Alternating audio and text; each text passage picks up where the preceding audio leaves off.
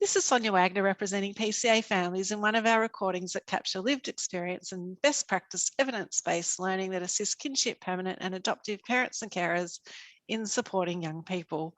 PCA Families has a zero tolerance of child abuse. I would like to acknowledge the traditional custodians of the land on which we meet and pay respects to elders past and present, and express our intention to move together to a place of justice and partnership. Today we are speaking about therapeutic life story work with Anna and Elise. Welcome. Thank you. Anna is a social worker, trauma counsellor and therapeutic life story work practitioner who has worked closely with families formed through adoption, kinship and permanent care for over a decade. Elise completed studies in psychology and developmental trauma and is a qualified TLSW practitioner and chair of TLSWA. Elise also provides supervision to therapeutic life story work practitioners so that others can continue to benefit from her support, knowledge and experience. So welcome to you both. Would you like to introduce yourselves a little further as well?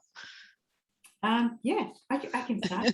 So thank you again for having me here today. It's a really exciting space to be able to come and share a little bit more about therapeutic life story work. A little bit more about me. I've had the privilege of working across 2 states. So my knowledge and the people and the children I've worked with have been in New South Wales and Victoria.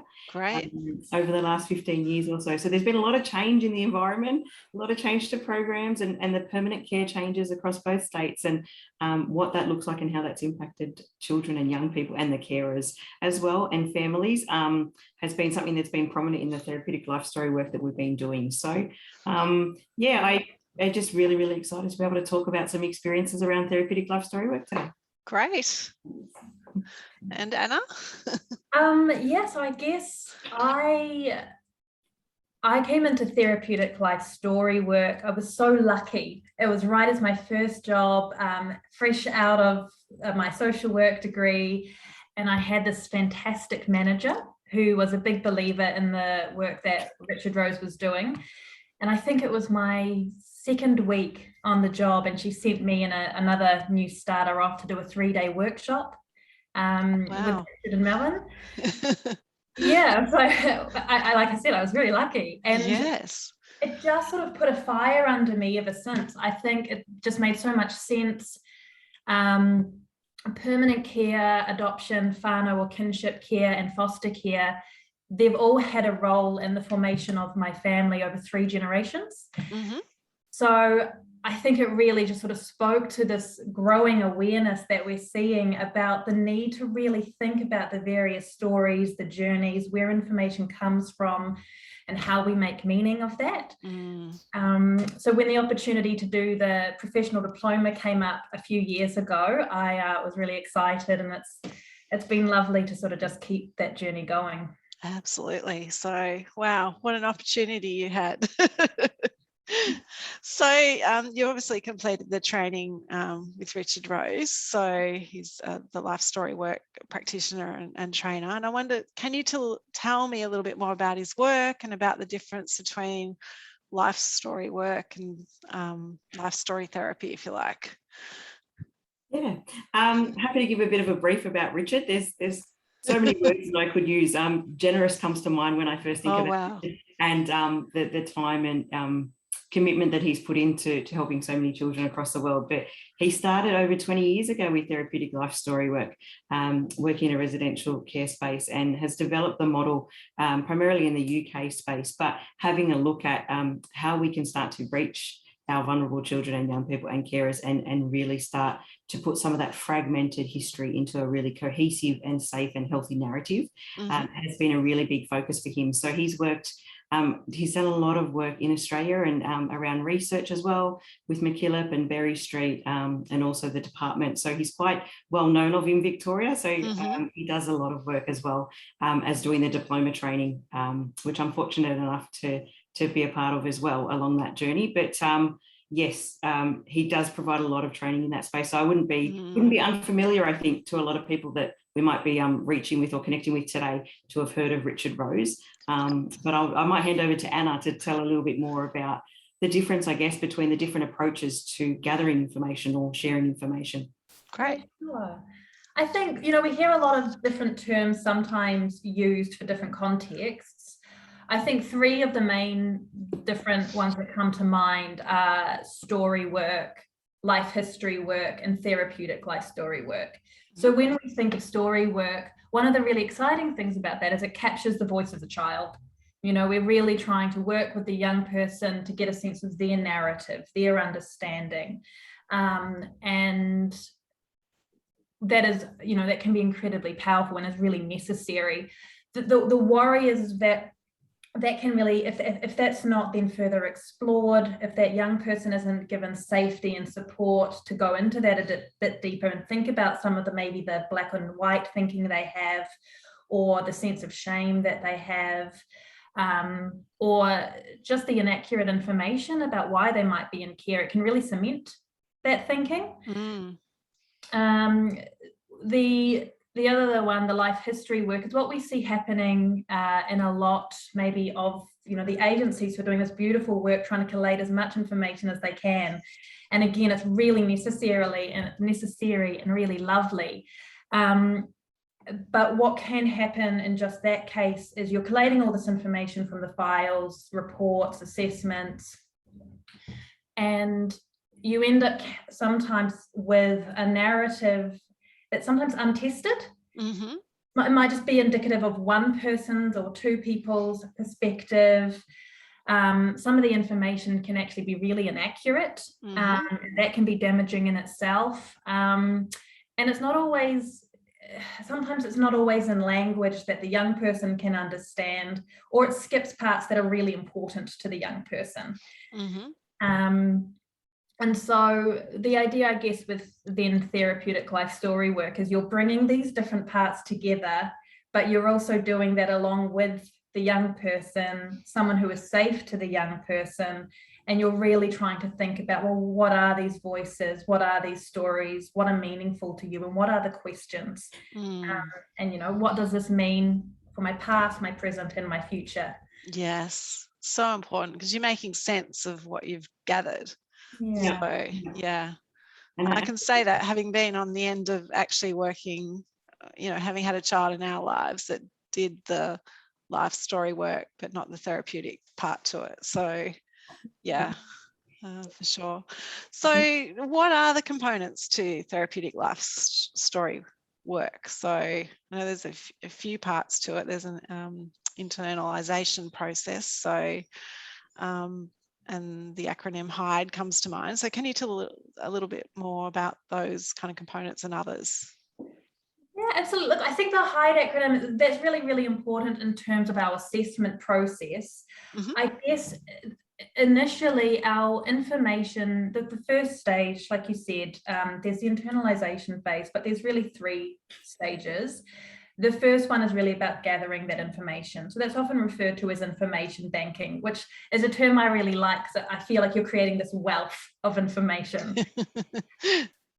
And, you know, we do that in so many different ways. There's reading and rereading the files and gathering all these dates and names and places and the who and the where and the when. But as we already touched on, that can be inaccurate. And so we need to, or just one perspective. So then we get the opportunity to go and broaden this. You know, one of the most, I think, valuable parts of some of these files and documents is helping us identify where are the gaps.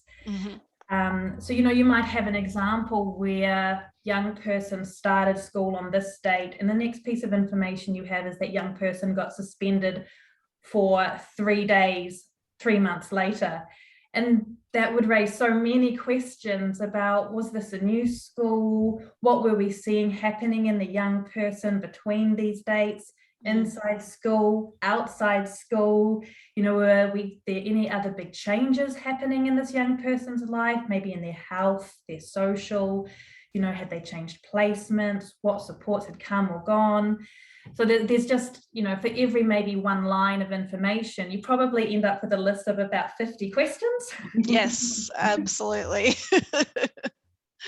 And then we get to take those and ask them to people, you know, who are important. So that could be professionals as well as family members, past carers, you know, all those significant people, which is a really exciting part of the process. Absolutely.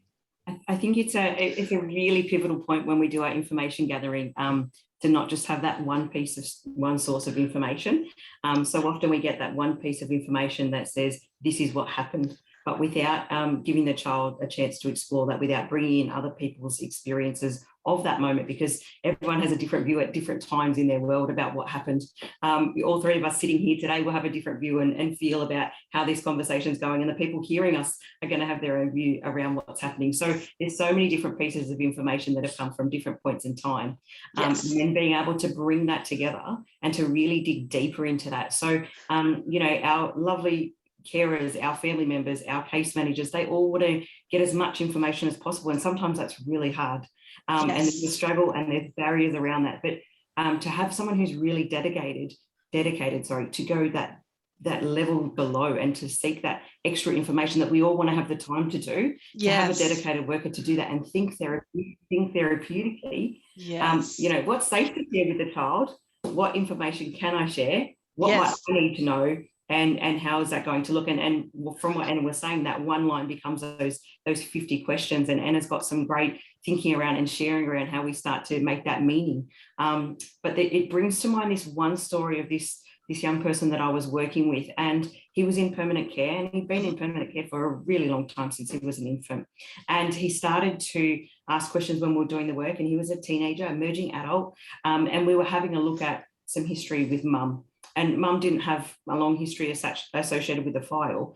So I had to do a lot more digging to the side, because we didn't have that files. And I'm a big believer of every child has a story. It's just about finding it. So that whole detective exploration element comes into play when we're looking at who can we go to. Let's take that moment to call that number or to connect with that extra person to get that piece of extra information to kind of complete that story for the child. So this one young person had been told information about mum and about mum's history. And in this case, they were told that mum had come into care as a teenager.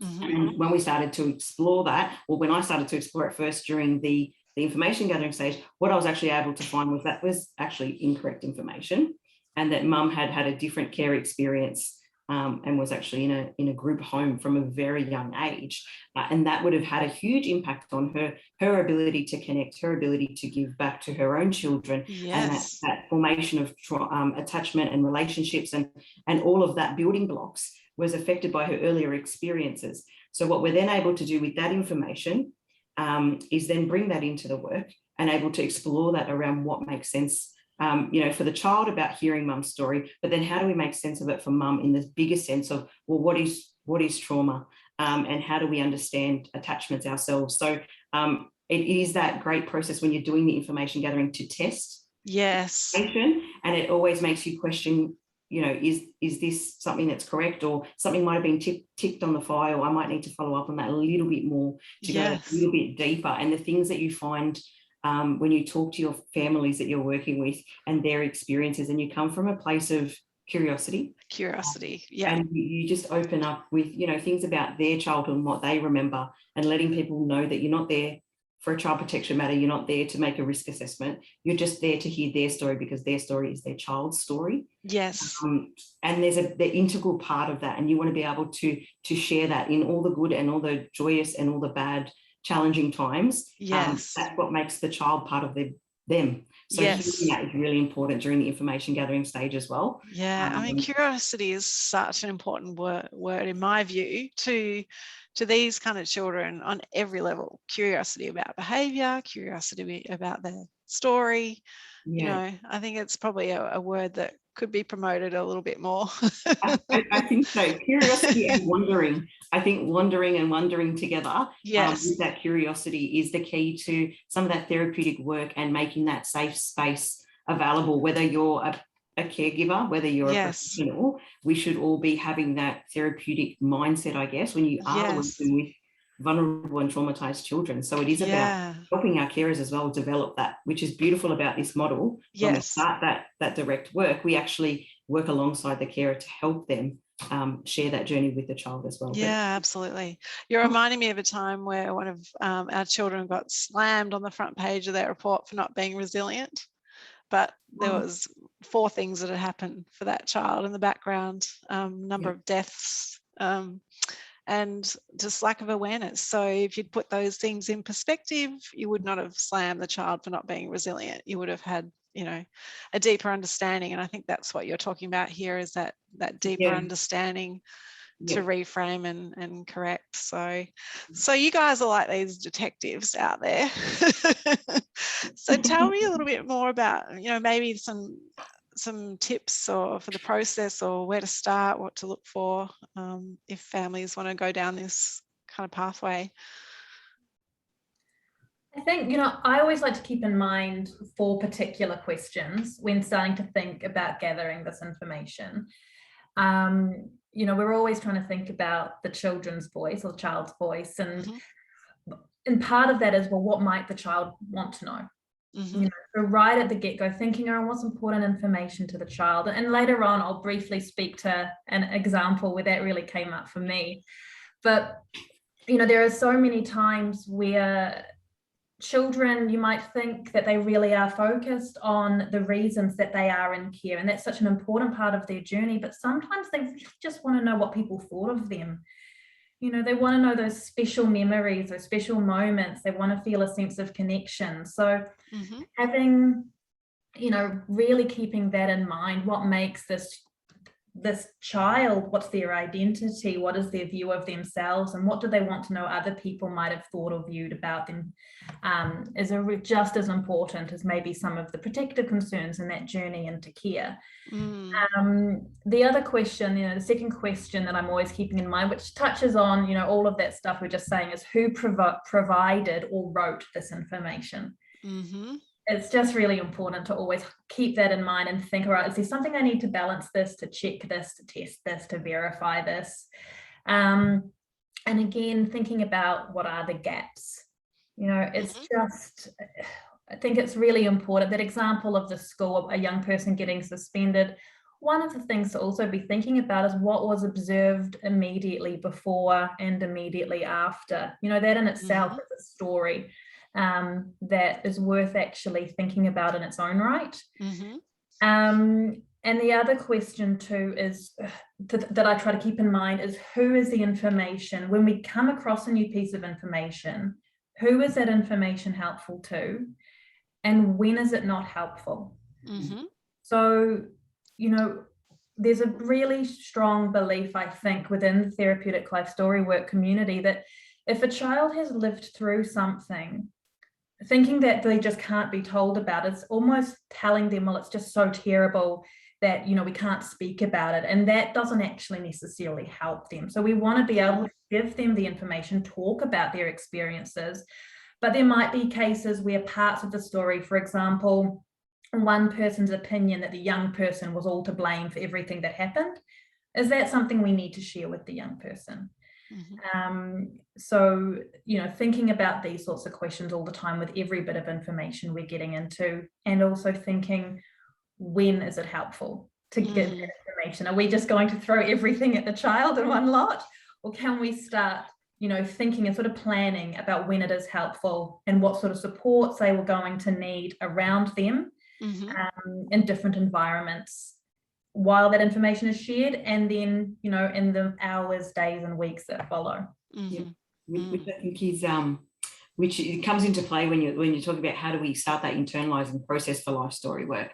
But I did just want to jump on that tip around what can permanent carers do in terms of investigating that information. And I know that when things go to permanent care and adoptions, sometimes getting information can be harder. I've worked with a Chinese adoptive child and families before doing the therapeutic life story work, and it's so very challenging to get information from overseas other than what comes over with the child at the time, or to access files when they might already be closed within the department, and to really kind of put that cohesive narrative together.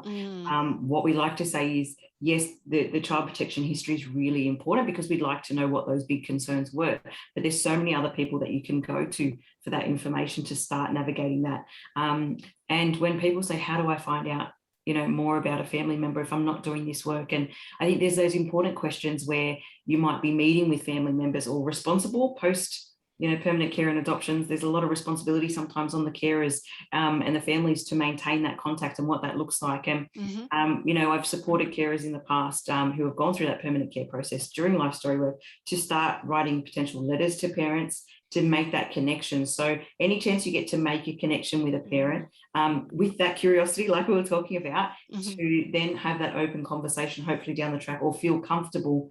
It's all about that relationship connection that you have with it, when we do the work with the child and the carer, but then also with our permanent carers and their connection with significant people in the child's life, which is so important, especially when we're talking about our Aboriginal children and young people and people from different multicultural backgrounds, and reaching out to those networks and resources that the richness of that culture and connection and community has can add a real big value to understanding the sense of the self for the child and start to exploring that. So there are so many different times you can explore. It could be post-contact. You might get that curious question about why did mum present that way? And you might be able to start to wonder curiously with the child, well, I wonder why mum was presenting that way, and I wonder why we couldn't have contact today, and how did you feel about that? And the elements that, around life story work, around that thinking, feeling and doing, connecting all of that together, and then having those safe conversations start to build on that curiosity for a child to get ready. I'm jumping ahead probably for that space as well. You can go online, the amount of things that you can find online these days. Yes. Not that you necessarily trust, Dr. Google or, not Google for things, but you'd be surprised what you can find out online in terms of potential locations or big events or previous service records. So grandparents who might have served in the army have records that are available to them. The electoral roll can sometimes be a good one if you're able to access that, or if someone's passed away, there might be some notices in the paper, or you might be able to locate where they're actually buried, or where a service was held. So you're adding to that by just pulling out those little pieces of information at a time, and asking those extra little questions. Definitely amazing. It's like you see those shows on TV where they reconnect some of these celebrities with their history, right? It's fascinating. Fascinating, and I'm always watching that. Of course you are. Right.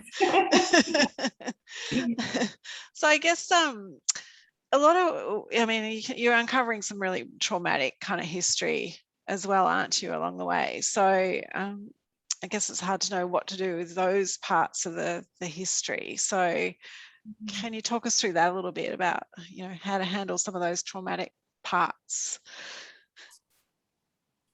Yeah. I can happily jump into that as well. That's not a problem. But we probably got a bit excited with the information gathering and probably jumped ahead in terms of what it actually looks like in practice. So when we're doing that work with the child and we're starting that internalization, it's actually 1 hour once a fortnight that we're coming into the home. Okay. So we make that safe space. And then we come in and we get to know the child and we do some welcome books, and we definitely start the process in safety and relationship building, because anyone who's been traumatized or thinks about opening themselves up to talk about something or to play peekaboo and to test out how people are going to respond to certain situations need to create that safety. So that therapeutic archway that oversees what we do starts with, well, let's create a safe enough connection so that there's a trust building, that then we can work on understanding our emotions and where they've come from, and how they might be linked to our past and our present. And then we start, so we've got a common language, and then we can start to move into some of those more difficult conversations. Anna, I'm sure you wanted to add something there. And No, I think you put that really well. I think that consistency, that predictability, that repetition, establishing that safety. What I love about therapeutic life story work is it really considers the young person's age and stage of development. So we're trying to first, before, we're really naming that, we're going to touch on some big themes and big questions, some big stories. But first, we want to make sure that you can trust us and that you're feeling okay. So we're just going to get to know each other for a bit first. And, I think, anybody, when they are feeling, or when they're feeling unsafe, when they're having to scan the room for danger, when they're trying to suss you out, they're not in a place where they can do that wondering. Yes. before we can really go into those parts, we need to be able to create that relationship and also that environmental safety as well. So, and yeah, one of the tools that I think in terms of there's so many amazing therapeutic life story work tools for thinking about big questions, big stories. One of the really lovely ways that I've found for supporting even some of maybe our older young people in the adolescent stage, because in the younger ones there's some beautiful play-based activities. Sometimes the older kids, they can maybe find it, in those initial stages, they want to show that they're not a little kid and they don't want to be treated like a little kid. So one of the examples that came to mind for me was I worked with a young person, and he was 16 years old, and he had a lot of walls up, but he was just an incredibly bright kid and so curious about the world, so engaged in everything. And so I said to him, we were having a conversation, and I love animals and I love the use of animals and exploring some of these things. So I invited him to sort of think about, first off, we wrote on separate pieces of paper what animal we each thought the other in the room was. So for the carer, myself, young person, and that created some really lovely conversations and surprises, and everyone wanted to know what people thought about them. But then we were able to invite this young person to think about different important people in their life and what he guessed the animal they would say he was. Okay. That's a clunky sentence. And so through this, he had this whole range. He had lion, he had elephant, he had house cat, he had dog, he had scary crocodile. Wow. And so then we were able to sort of step back and think about, why are there so many differences here? Why do you think that these different people would see you so differently? Yes. And he was able to really acknowledge that, well, sometimes I am scary, and these people would see me when I'm angry, or these people would see me in this circumstance. And that led to a really rich conversation around how what we're feeling affects how we experience the world, and it affects the ways we interact with the world. And that was then led us to think about, well, why do you think you've had to be a lion sometimes? And he himself was able to go back into some of his memories from previous placements and really identifying times, and also, even before coming into care, about times when he had felt scared and how he'd had to learn to protect himself. And so that wasn't me sitting him down saying, right, we're going to talk about this now. Yes. That was really bringing it. And it was, it's, I think, a fantastic example of how some of these tools can be used. Yeah, it's a really safe way to revisit. Yeah. Great. And what about, the situation where there is very little or no history? What do you do then? Because I can recall grabbing photos of children off the internet for, some work at school to show a family tree, or because at times there was no information. So yeah, and I've heard that multiple times that people have done that to add to the child's story and to integrate it into their bigger community, because there's a task happening and they don't have that information, which is really heartbreaking. And they've got shame attached, and there's shame as well. that goes with it, and then it becomes that extra layer of, as an adoptive or a permanent carer, as part of a family, you want to be able to give that relevance and make sense of it. And I think that when we have, like I said to you before, I don't believe in no story. I'll always find something and keep digging. I think there's an element of, looking at the here and now that comes into play about that. There's also that wondering and curiosity. So we might not have been able to have contact with a parent during the work that we're doing to get some of that information, despite our best efforts. But there is a safe space to, when you are doing those activities, to bring in that wonder of, I wonder what you'd like to know about Mum, or even that personal aspect, and then that internalization of, and that control of, what would you like Mum to know about you?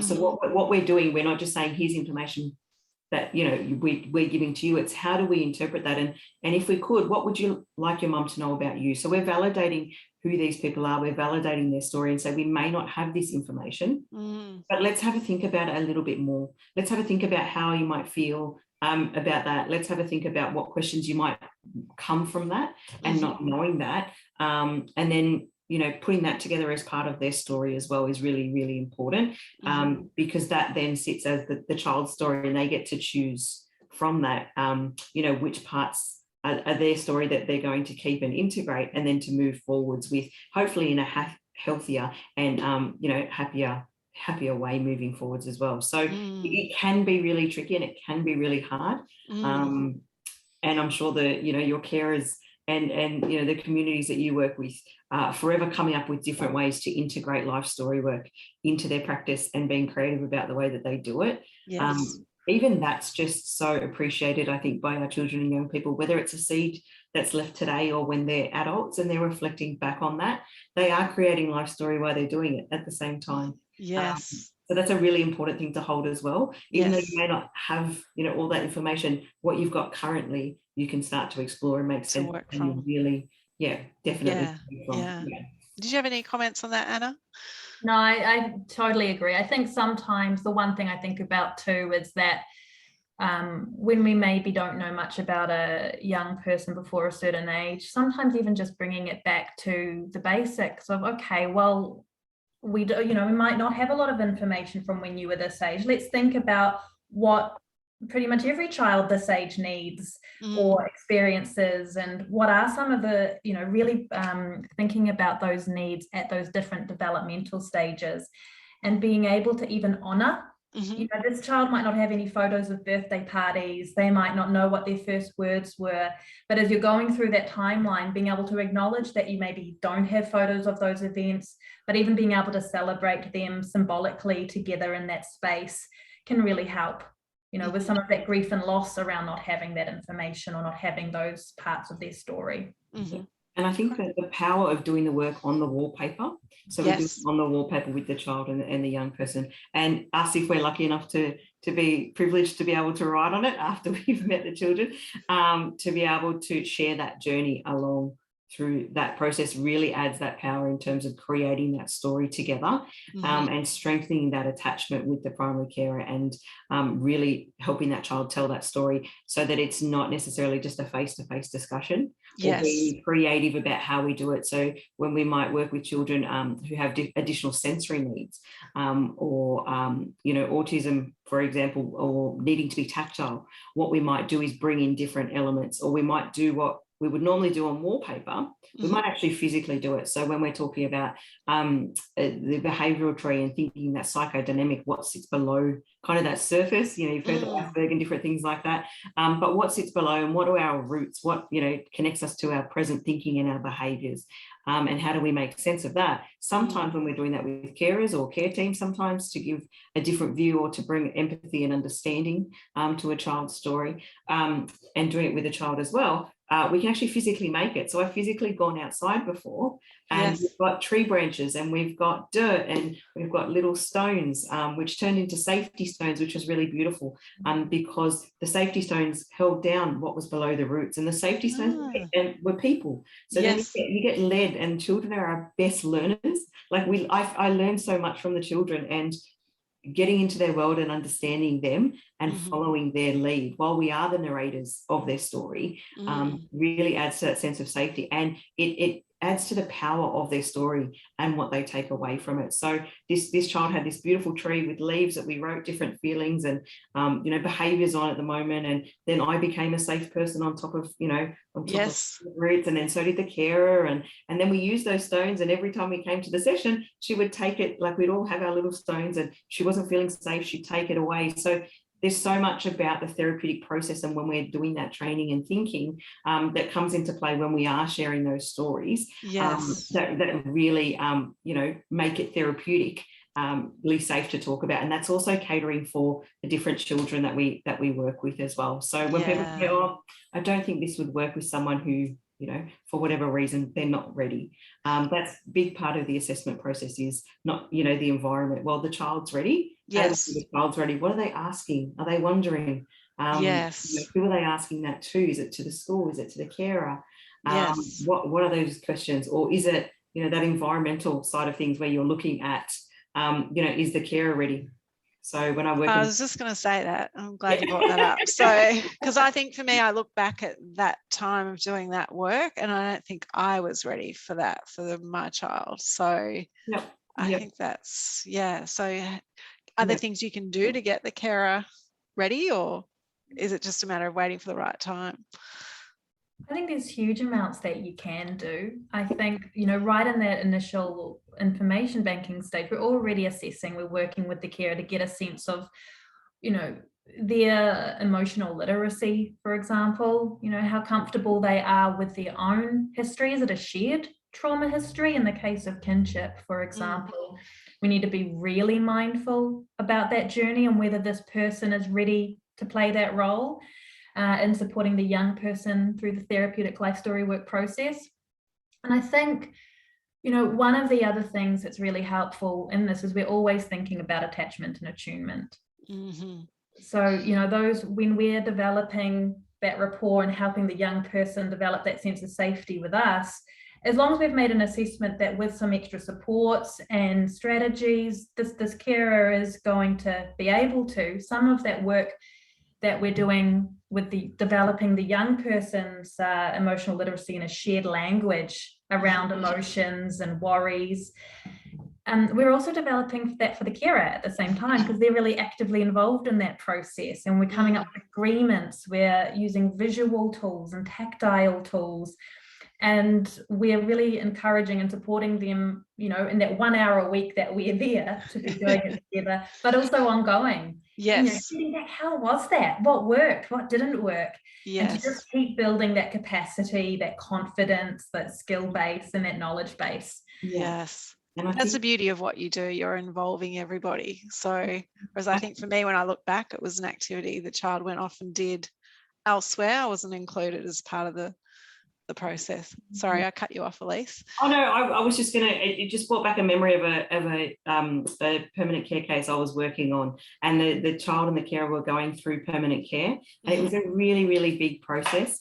And we'd started life story work, and there was a bit of uncertainty because court was coming up, and there was a lot happening for this young person and this child at the time, and the carer, was really committed to looking after this child and at court, and was doing beautiful things like getting stamps ready for permanent care so the judge could stamp it, which is absolutely beautiful idea, and the magistrate did that, which was beautiful when permanent care was made. But we went through that journey together during that process of therapeutic life story work. Yes. So what we had was this young person who was wearing their cape, and they were wearing this cape, and we had constantly, how are you feeling? No, I'm good. I'm happy. I'm okay. So I started to question that for a moment, and I thought, hang on a second.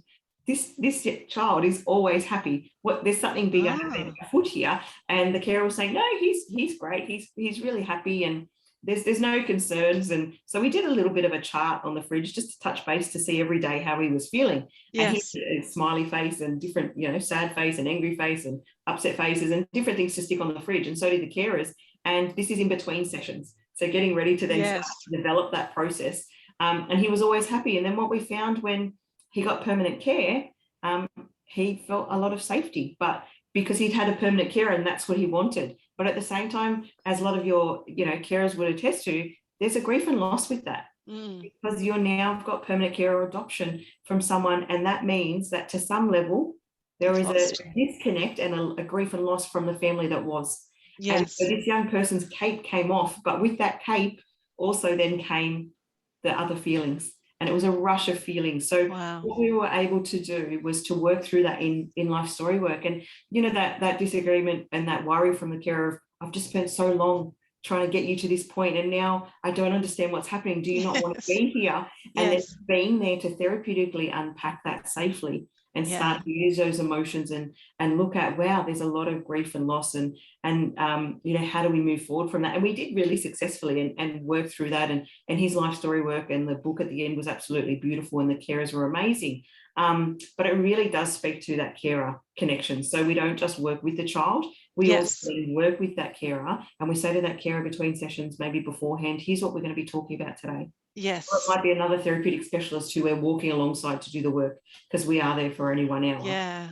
You know, how can we do this successfully? Because if we can create a safe base, not just the hour that we're there, but the safe base in general around the community, around the child, they're going to feel a lot safer to test things outside of the sessions. And the carer, they're going to feel a lot safer to test things out as well and feel confident doing that. So when the carer knows the child's story and is part of that journey, I'm sure you could attest to that it becomes a lot safer to start having those conversations. And they become quite free in the, you know, in your general day-to-day conversations. So we really help to build on that through that therapeutic life story work, whether it's pre-permanent care, whether it's a new placement. So you could even have it, you know, the permanent care is happening and that's part of that process. So the kids aren't wearing capes so tight, and that they can share that journey, that honeymoon period that people talk about. I don't know if I like that word, but everyone knows what I mean when I say it. But that journey then allows you to then take that cape off and walk together more openly and safely, and creating that trust a lot sooner. And sometimes when things are rocky, we often get a call in and say, hey, Elise, this placement isn't working. Could you come in and, you know, wave your magic wand? And we say, it's not about waving your magic wand. It's a lot more than that. And here's what that process is. So, it does work across so many different areas. When people say, is that child ready? Is the carer ready? Sometimes it's about going in and trying to be that anchor and making those initial assessments before you get to talking about the heavy stuff. Is that child ready? And if the child's not ready, what can we do in the meantime to help the carer and the child? I also think you touched on the community there, which is a really important consideration. We try where possible to actually be a part of the care team as well, so that the wider systems, not just the immediate household, but the people supporting that household, are able to have a level of awareness about what might be happening for that young person, and if they're seeing new behaviours or changes in presentation, less engagement, social concerns, for example, in a school setting, then instead of maybe taking a disciplinary lens or, you know, a really linear approach, they're able to more systemically think about, okay, well, what's actually going on, and have that context. And therefore they can talk with the carer, they can talk with us around what are the strategies, what are the messages, you know, how are we going to consistently and responsively support this young person, no matter what environment they're in. And I think that can be incredibly validating to a carer when they see that they're not alone on that journey. Yes, absolutely. I think it's a good point that you make, is bringing the school world and the home life and all those kind of worlds together. So, and I think also in this space, it's really important to have that kind of village to support you as well, not to go it alone, and to be able to ask for help when you need it. So, because, you know, invariably, you know, the way life started for these children means you're going to need help at some point. So, so that's important. So I love hearing stories. So I'd love it if you could share a few stories with us today about, you know, maybe what you've done in practice for some children and the process and the outcomes for those children.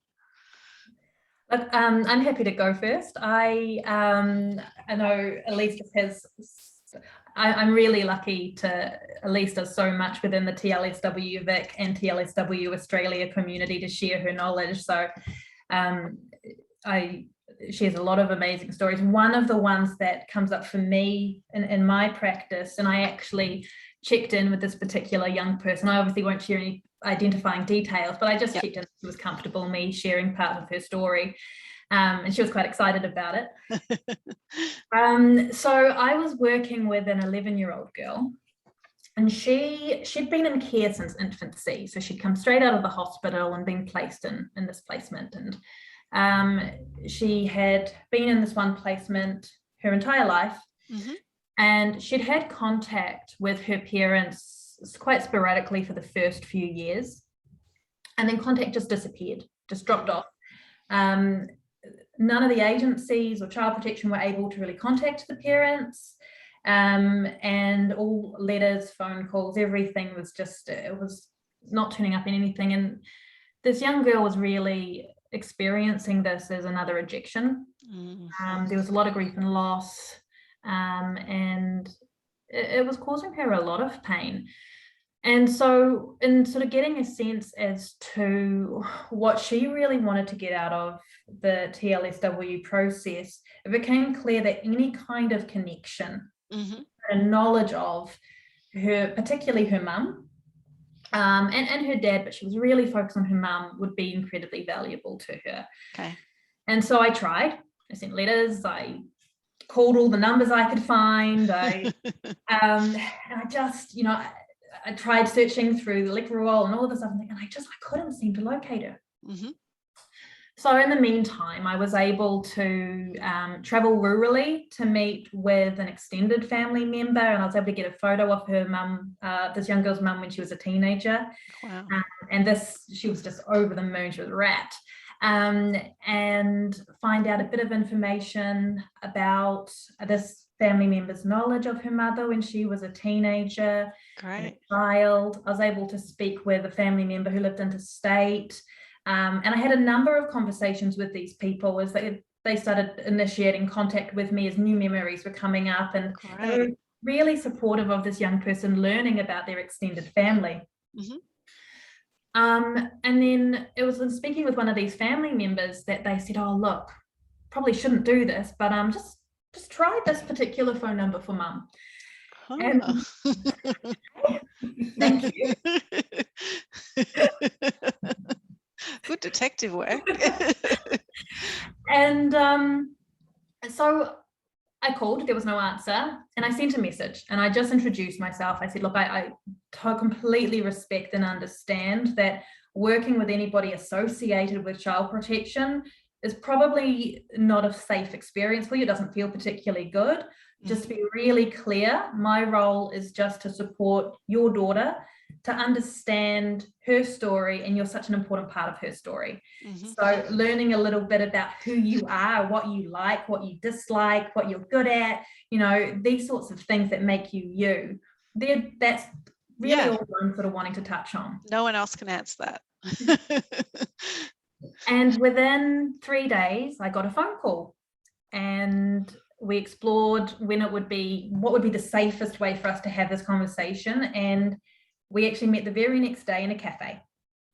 We wanted it to be somewhere public, and we I was just really conscious that it could be difficult for this mother to have that conversation. One, we were in a public space, so I wasn't sure if she'd really actually, when it came to it, feel comfortable, but bought some lovely art paper and materials. I'm no artist, but I have eternal optimism that other people are.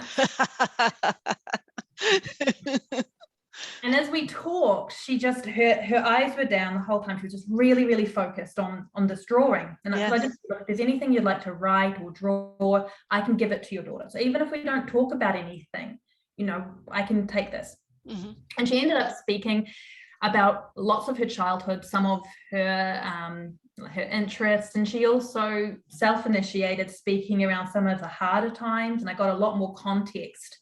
And then, after all of this information, I also had a list of questions from this young person. By this time, we'd started working together, and I was able to say, that if I was to meet your mum, what questions would you want to know? And I had these written down. And at the very end, she passed me the drawing and a book that she'd brought to give to her daughter. And then she said really quietly, I can't meet her because I know she'll hate me because I caused her disability. And I said, look, I've only been working with your daughter for a couple of months, and I have to be honest, I've never heard her say anything that would make me believe that that's how she feels, but I'm wondering if it would be helpful for you to see the questions that she sent me with. And so I actually showed her mum this list, and when she could see, does my mum play netball? What's my mum's favorite color? There was all these different questions, and this mum just got so emotional when she realized that this sense of shame she was carrying, this belief that she was hated, was her own fear. It wasn't actually this young person's reality. This young person was just desperate for a sense of connection. And so sure enough, I took this information, I took this drawing and this book and these answers to these questions back, and this particular young person, she makes me laugh so hard. So sometimes, I don't know if she's just a master of deflection, she gets me laughing to the point where I almost can't carry on with the work. She's amazing. She was so rapt. She ran and she put it all on her wall, and she wanted photos taken that I could take back to her mum of her displaying. Oh, yes. Beside all the photos she'd gotten of her. And then after we'd gone through the questions, she kind of went really quiet. And I said to her, I was like, oh, just wondering if you'd been a bit of a secret squirrel, and I'd had a earpiece on, and you'd been able to whisper in my ear while I'd been in there, were there any questions that maybe you might have wanted to ask that weren't on our list? And she kind of nodded. And then she said, I want to know how old my mum was when she started puberty. Oh, of course. And wow. She was 11. It was what all of her friends were talking about. Yes. And I was able to go away. I was able to call mum and have that conversation, and mum was more than happy to provide the information of the different puberty milestones that she experienced. Yes. And when I took that back and gave that to this young person, her face just lit up. Wow. She had, at the same age, had a similar milestone to her mother. And for her, that meant, one, we are really connected. We have this biological connection that nothing, no amount of time or distance can take away from us. And two, I'm normal. Yeah. And also I can contribute to a normal conversation. I have some extra information. So that's, relevant to her at that point in time. So, wow. Wow. What a lot of information you uncovered. That's amazing. Truly amazing. So, wow. And how rewarding as well. Yeah. It's truly, I think it's truly a privilege to be able to do the work that we do, to have, children and carers and families open up their worlds to us and allow us in to walk alongside them to make sense of it. It's just an honor, a privilege, really. Like I said, it just, there's so many practitioners who are able to do the work and to be a part of that. And we're just very, very grateful, I think, at the same time, to be able to do what we do. Yeah, absolutely. And did you have more stories, Anna or Elise, that you wanted to talk to? I'll throw the thing to Elise. I've told a few along the way, and I'm having a look at the time because Anna and I could talk all day about the story,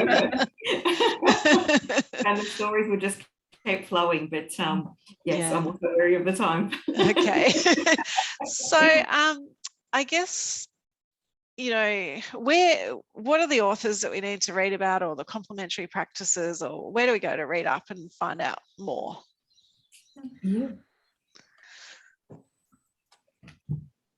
I had this on the side. Show and tell. Here's one I prepared earlier. I think this particular book, Richard Rose, there's three sort of primary books that come to mind when thinking of Richard Rose. There's this one, Innovative Therapeutic Life Story Work, which is a beautiful compilation of different practice. And then also The Child's Own Story. They're all fantastic. I really like this one just to get your head around the model and sort of the rationale behind it, what informs it. And as a bonus, it's actually very consumable. It's not really chunky. True. This is the other one, because I always have them handy in my office. This is the Innovative Therapeutic Life Story Work, which has some beautiful stories, particularly if you're thinking of working in particular contexts or settings. I think, Elise, you have a chapter in here, don't you? Oh, there you go. That's I'll probably be better to let you speak to that one. There's not too much to say, except it was an exploration about therapeutic life story work, working in residential care with really vulnerable children in, and how that was researched and put together over 4.5 years in Victoria. So that was a really big project. But yeah, there's lots of things and different resources that we can connect with. You know, Kim Golding and Dan Hughes around, you know, their pace and place, because now there's love added into it as well. Yes. Have a look at how we do that, you know, wondering and, you know, curiosity, and how we go in, and we do a lot of play in the work that we do, as you can tell from some of the things we talk about today. But Bruce Perry and the impact of trauma on the brain is a big one, and that we use as well. So there's just so many resources. But I do know that Berry Street run training with Richard quite regularly, and he gives his time quite freely to Carers Cafe. I'm not sure if you're in that space as well. Yeah, all our members are also members of Carer Cafe. Oh, so, wonderful. Yes. Yeah. So there are those opportunities to reach out, and we have there's probably about 40 practitioners in Victoria currently around Victoria who are doing the work or are qualified to do that work. So there's always someone in the region who will know what therapeutic life story work is. You know, and there's I guess the international website, which is TLSWI.com, which has a list of, you know, resources that you can get some more information on, and freely given the kindness that Richard shows, to be able to support not just the practitioners, but also parents and carers and children who are taking the journey with us. So, yeah. Great. And is there anything else that we should talk about today? How long have we got? You're right. I guess for me, one of the things that I really like to hold in mind at all times is that for permanent carers, for adoptive parents, for foster carers, for kinship carers, anybody in that area, there can be so many experiences where you're feeling rejected, where you're feeling I am just pouring and pouring my love, my time, my energy, everything I have, and it's just not enough, nothing. And I guess one of the things that I love about the growing knowledge about trauma and the understanding of the impact of trauma is that we're starting to really be able to show in an evidence-based manner that actually it's not about rejecting you, it's about them simply being affected by their experiences of feeling unsafe, unloved, rejected in the past. And I think work like this, which supports a carer to sit in this space with a young person and to think about all of these big themes, all of these big emotions, can not just be really healing for the young person, but can be really healing for the carer and for their relationship with the young person. Absolutely. Yeah. I think you've hit the nail on the head. So, and it takes time for that to happen, doesn't it? So a long time. It's not an overnight fix. So it's a lifelong journey, just like our own life stories are a journey, and we add elements to it. So we learn about our past and we learn about how we're in the present, and that influences who we are in the future. So I think until children in care, and my big goal and my big hope is that it's available to everyone, whether it's the right time and the assessments are made about, you know, when to do it, just to have it available as a resource for carers to do with children and young people, whether they be foster carers, kinship carers, you know, residential care carers, adoptive parents, just to have it available, because until we understand that child's story, or they understand that story with us, and we start to make sense of it together and do that meaning making, it's really hard to know who you want to be now, who you want to be into the future, and how led we want to be by our past. So we get to make that decision. So what we get from Therapeutic Life Story Work is an ownership of story. We get to choose to move forward with certain behaviours and thinkings and feelings and relationships that we can choose now, and our world is now safer, and we have that safe space, and we belong to the world. We belong with family, you know, whether that be, you know, your birth family, or whether that be permanent care family, or however you describe family, because families are so different. Through that process, you really get that sense that hopefully you've got that healthy, safe base to then move forward with into, you know, adulthood or emerging adulthood with your carer or someone Yes. in your life who absolutely adores you. Yes, yes, exactly. So thank you so much. I've learned so much today about curiosity and meaning making, and making sense of my parenting and my history as well. So so I really appreciate it, and I think it'll be invaluable for families to just keep hold of that, and whether it's directly doing the work now or in the background of what they can do in the future. So thank you, Anna and Elise, for giving up your time today. Thanks for having us. Yes, thank you very much.